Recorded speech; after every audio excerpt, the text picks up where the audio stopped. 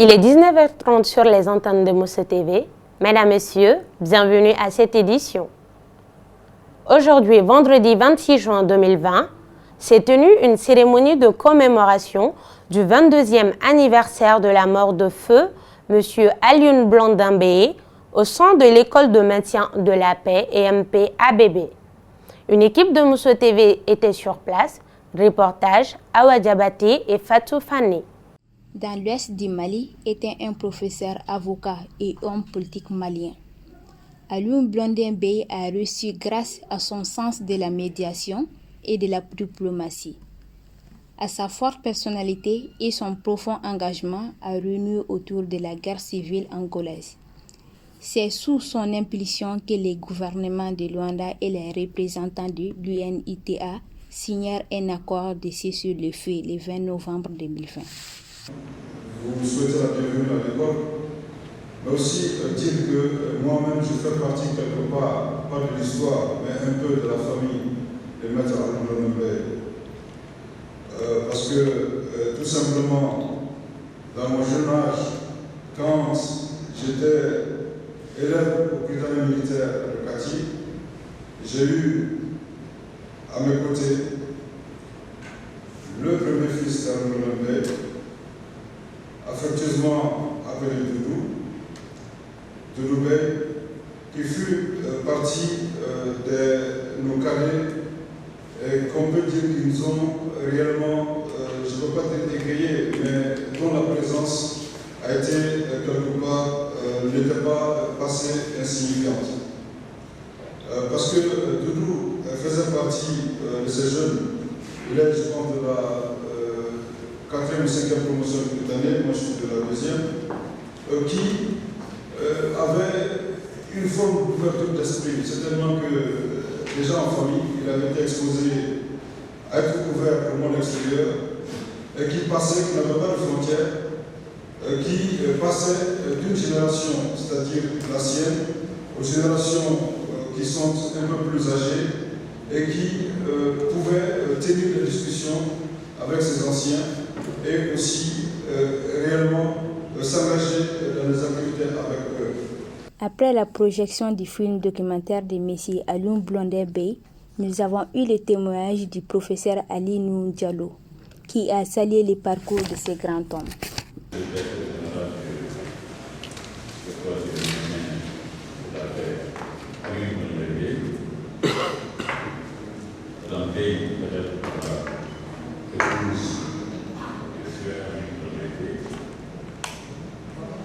Monsieur El Hadji Cheikh Oumar, porte-parole de la communauté, Monsieur Sarah Konaté, président du club Alioune Blondin Beye, Mesdames et Messieurs, distingués participants. Permettez-moi tout d'abord de saluer la présence ici de deux doyens de la diplomatie malienne, Ahmed Tidiane, et confirmer le témoignage fait par le général de brigade Moukitété quant à ses liens avec les armées étrangères. Effectivement, j'ai connu sa mère, Mme Fara, qui a donné le meilleur d'elle-même au service de la diplomatie.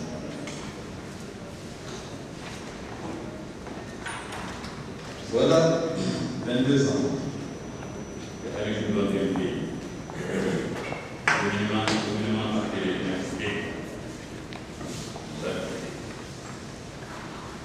En effet, c'est le 26 juin 1998, le maître Beye, représentant spécial du secrétaire général des Nations Unies pour le processus de paix en Angola, a été arraché de notre affection à la suite d'un accident d'avion vers l'Abidjan, en Côte d'Ivoire. Depuis, chaque année, sa famille, ses amis, ses anciens collaborateurs et simples sympathisants, les membres du club portent son nom, se retrouvent pour rendre hommage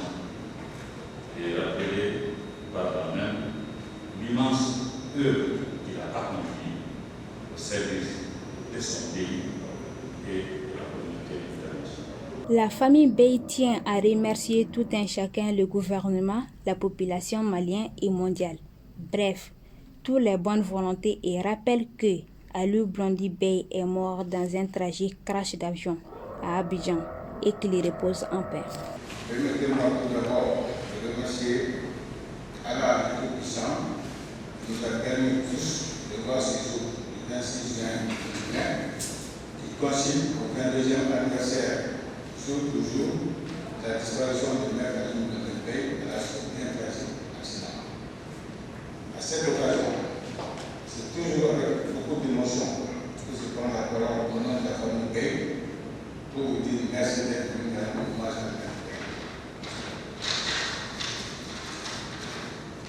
Toute la famille Bey, par ma voix, tient à remercier très sincèrement les hautes autorités de ce pays, la direction de cette prestigieuse école de maintien de la paix qui porte son nom, les membres du club des amis de Maître Aliou Blondy Bey, tous qui ont côtoyé, aimé et apprécié Maître Aliou Blondy Bey. Marche du 27 juin 2020. La convergence des forces républicaines réaffirme son soutien aux institutions. Dans le cadre des préparatifs de la grande mobilisation du samedi 27 juin 2020, le Palais des Sports Salamata Maïga a reçu une forte délégation hier jeudi 25 juin 2020 pour prouver à la communauté internationale que le président Ibeka a le soutien de la majorité des Maliens. Plusieurs personnalités de la mouvance présidentielle, des partis politiques de la majorité, des grosses pointures de la société civile et des dignitaires religieux ont effectué les déplacements pour prouver leur attachement aux institutions de la République menacées. Cette mobilisation a pour but de démontrer au mouvement du 5 juin, Rassemblement des forces patriotiques RFP, que le pouvoir ne s'obtient pas dans la rue, mais à travers les urnes. Les leaders du mouvement républicain ont affirmé avec force qu'il n'y aura plus de prise de pouvoir par la force. Du président de l'Assemblée nationale, l'honorable Moussa Tembini, au 4e vice-président de l'Assemblée nationale, Assarid Ag Mbarkawan, en passant par le ministre Amadou Koïta.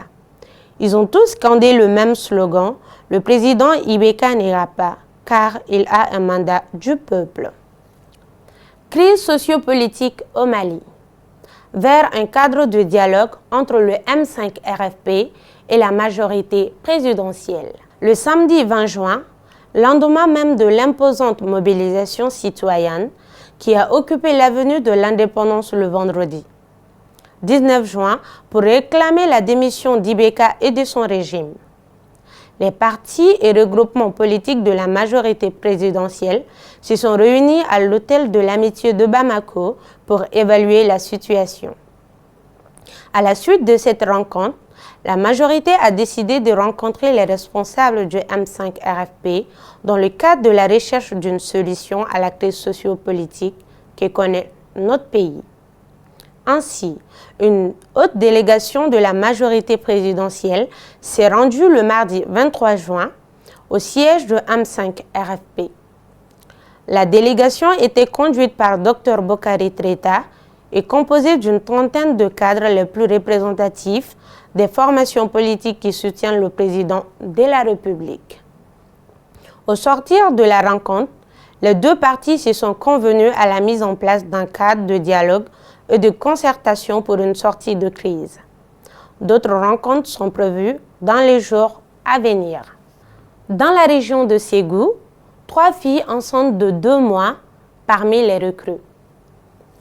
La semaine dernière, les nouvelles recrues des forces de défense ont effectué leur visite d'arrivée au centre d'instruction de Markala dans la région de Ségou. Comme à l'accoutumée, lorsque les nouvelles recrues entrent au camp pour une formation commune de base, elles sont toutes soumises à une visite d'arrivée. C'est au cours de cette visite que les médecins ont constaté la grossesse de 2 mois de 3 filles. Comme dans tous les autres centres d'instruction, les recrues dès leur arrivée ont été soumises par leurs encadreurs à des fouilles minutieuses qui ont permis de découvrir sur certains nouveaux soldats des comprimés issus des pharmacies par terre, des médicaments traditionnels, de la nourriture saisie. Ces produits interdits seront détruits. Quant aux téléphones portables et autres appareils électroniques, ils ont été saisis aussi et seront restitués après les 4 mois de formation.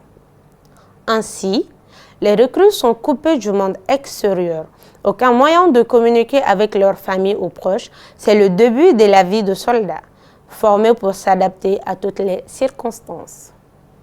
À présent, voyons les statistiques d'évolution de la maladie à coronavirus en Afrique. À ce jour, vendredi 26 juin 2020, l'Afrique compte 337 315 cas confirmés de coronavirus, 8 863 décès et 161 254 guérisons. Au Mali, 2039 cas confirmés, 1383 guérisons et enfin 113 décès. Au Sénégal, le président Macky Sall en salle de quatorzaine. Ayant été en contact avec un malade du Covid-19, le président sénégalais va devoir s'isoler pendant 2 semaines. Malgré les mouvements de déconfinement ici et là, le virus est toujours présent et partout. La preuve, cet épisode de quatorzaine que va devoir subir le président sénégalais Macky Sall pour avoir été en contact avec un malade du Covid-19. Cela a conduit à lui faire des tests qui sont revenus négatifs, selon un communiqué de la présidence de la République. Toutefois, suivant les recommandations médicales en la matière, le président Sall s'est mis en quarantaine pour une durée de 2 semaines à compter du mercredi 24 juin 2020. Un couvre-feu de 23h à 5h du matin est cependant toujours en vigueur et les frontières extérieures restent fermées. À présent, l'actualité sportive. Football. Liverpool, sacré champion d'Angleterre. Ce titre de champion décroché à la suite de la suspension temporaire de la saison en raison de la maladie à coronavirus est le premier depuis 30 ans pour Liverpool. L'émotion peut se lire sur tous les visages de leurs fans. Manchester City a été battu ce jeudi 25 juin à Chelsea par un score de 2-1 par l'équipe de Liverpool, qui décroche ainsi le titre de champion d'Angleterre pour la première fois depuis 30 ans. L'entraîneur de Manchester City, Fair Play, Pep Guardiola, estime que la passion a fait la différence. Mesdames, Messieurs, nous voici à la fin de cette édition. Merci de l'avoir suivi et à très bientôt sur les antennes de Mousso TV.